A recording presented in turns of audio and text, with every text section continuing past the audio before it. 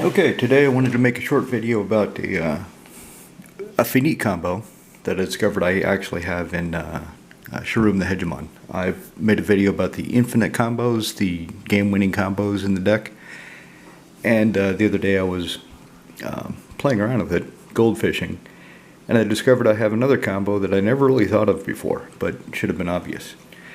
Also, in this video, I'll be talking as a sideline about shortcuts in the game.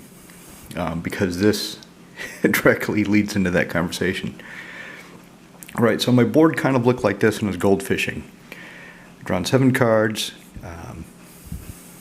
As I went through the game, was able to get out Signet, Soul Ring. I had 4 lands. Obviously, the workshop helped a lot. So I had Mishra's Workshop in my opening hand when I was gold fishing. Recently I explained in another video that I'd taken out the expedition map of this deck because I didn't really need it. Finding the Mishra's Workshop at the time I can cast the map and activate it really doesn't matter. Right, so anyway, let me get to the combo. So I had the typical Karn Silver Golem. 1, a non-creature artifact is an artifact creature with power and toughness each equal to its casting cost until end of turn. The blocks are blocked. I don't care about that. That's hardly irrelevant. I had my Voltaic Construct. 4 for 2/2 Golem. 2 untap target artifact creature. I had my Gilded Lotus. Tap, add 3 mana of any one color. And I had Urza, Lowered High Artificier, and the relevant ability is the 5. Shuffle your library, then exile the top card. Until end of turn, you may pay that card without paying its mana cost. So I had all these in play, and I had the combo pieces for infinite mana, but I was thinking, man, I've got no rocket launcher, I've got no Memnarch. What do I do with this? And then if I shuffle your library, then exile the top card. Well, let's see. Until end of turn, you may play that card without paying its mana cost. Okay. So, that's nice. I already played my land, so that gets exiled. But, I can tap 3. Or I can tap the Lotus. Turn the Gilded Lotus into a creature. It's a 5/5 creature. Tap, add 3 mana of any color to my mana pool, say blue. Spend 2, untap target artifact creature. So untap the Lotus. Tap it for 3, spend 2, untap it, tap it 3. And that extra 1 mana generate essentially infinite mana. And I realized I can just keep doing Urza. I can just keep shuffling my library.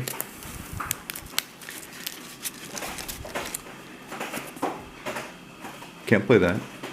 But I can just keep doing it. Just shuffle my library. This isn't the whole library, I'm just doing it for illustration purposes. Ooh! I get a Wormcoral Engine. So I can play Wormcoral Engine for free. Now, you can see where this would take a lot of time. If I decided I wanted to get all the permanents out of my deck,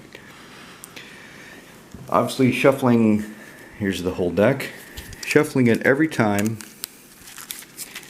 is the proper way to do it. Hey, I get a mana vault. That's the proper way to do it, but it's going to take time, and what your opponent is probably going to want you to do is just shortcut the process. As I see it, there are really 3 ways to do this. Oh, I get another land, I can't use it. I already played my land. Because the shuffle your library, then exile the top card. Until end turn, you may play that card without paying its mana cost.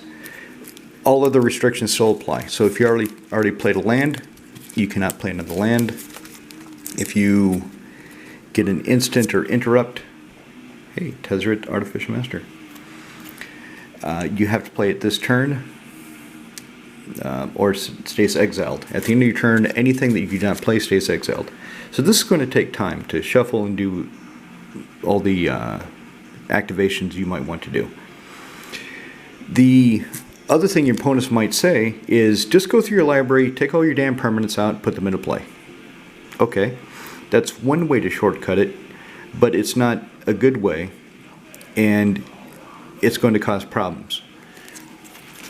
Because in this deck, I have things like Sculpting Steel. So let's say I put all the permanents into play. Well, Sculpting Steel can copy anything that I put into play, any artifact I have on the battlefield, or any artifact on the battlefield, period. If I do it one by one, let's say I play Sculpting Steel on this board, I can do Mana Vault, Wormcoil Engine, Gilded Lotus, Voltaic Construct, Karn, and sacrifice it, do the legendary rule, Soul Ring, or Dimir Signet. If I have everything in play, then I have a lot more options. Same with Filigree Angel. If I just dump all my permanents into play to shortcut the shuffle effect, then when she comes into play, I gain 3 life for each artifact I control, which would be all of them. And with this board, it would be 1, 2, 3, 4, 5, 6, 7, 8, 9. There would be 9 artifacts. So 9 as opposed to 30, it's a big difference. It's a huge difference. So thinking about it, if you want to shortcut it,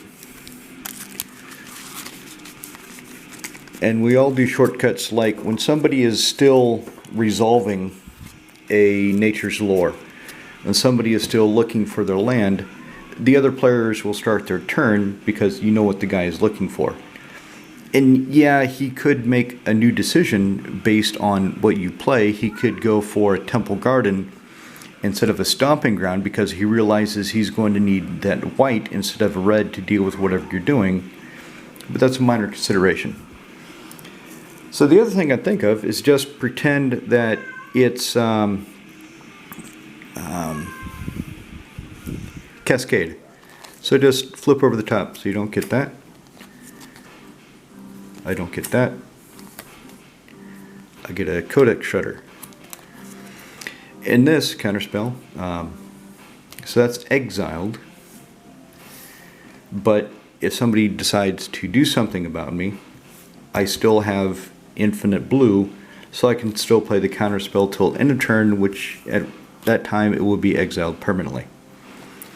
So if you do it with this Cascade sort of simulation, then you're still shortcutting it. You're not spending all the time to shuffle, and you're still getting your permanents out. You're still filtering your deck. It's not absolutely precise according to the rules, but it is a way of not taking everybody's time by shuffling up the deck, smashing it together, and when he comes into play, he may destroy another target creature. If creature is destroyed this way, gain life equal to its toughness. Now, this coming into play with everything else isn't really that relevant. This guy, same thing, artifact spell cost. I'm not paying the mana cost, so that's not relevant. Ristic Study, get that. Godless Shrine, I already played my land as I said, so I won't get that. Orzhov Signet. And doing this way, Rocket Launcher does 1 damage to any target for the low price of 2 colorless mana. I cannot use it this turn because it will come into play tapped, and even if I untapped it, I could not use it until the beginning of my next turn. Teferi's Protection. It goes in the exile pile. Dexter Forge. And here's another thing. So let's say my opponent, seeing what I'm doing,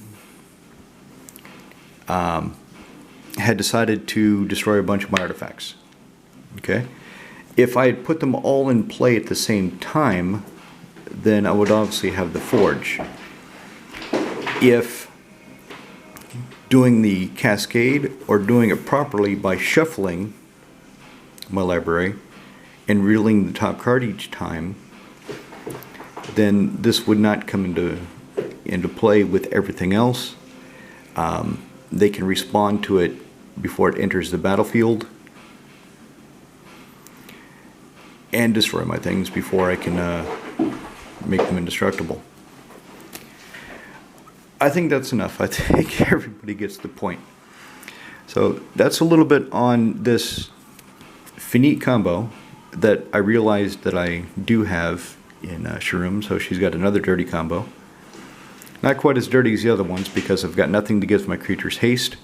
I am going to put a lightning grease in this deck, but I have not done so yet. I don't know what I want to take out for it. And a little bit about shortcutting the game. Shortcuts in Commander so you don't take your opponent's time, so the games can go faster and smoother. Well, let me load this up and see what you think.